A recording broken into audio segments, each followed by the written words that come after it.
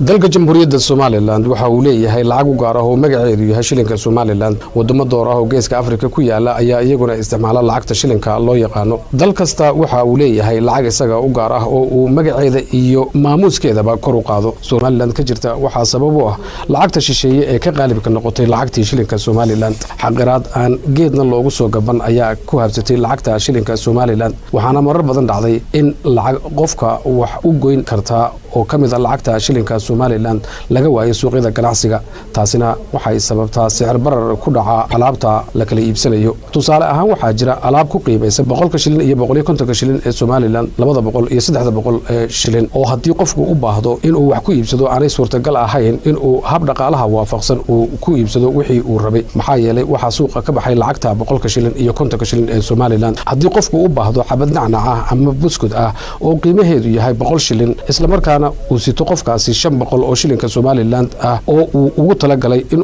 uu u maareeyo hab dhaqaalaha waafaqsan oo uu rabo in uu caruurtii u geeyo laba xabo oo nacnac ah oo min 100 shilinka Somaliland ah 300 ee uga soo hari lahaa 500 ee uu sitayna ugu iibsan lahaa 3 xabo oo aspirin ah uma suurto galayso oo ma jirto lacagtii 100 shilin ama 50 shilin ee Somaliland ee dukaanku baaqiga ugu celin lahaa sida awgeed dhibaatada lacagtaasi suuqa laga waayay ay keentay ayaa qayb weyn ka qaadata sicir bararka ku dhaca alaabta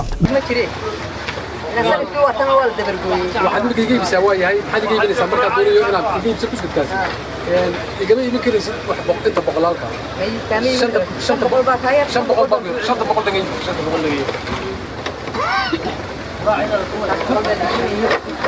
aniga markaa waxaa iga khasaaray 200 oo aan doonay 700 inaan ku darsado oo wax kale ku darsado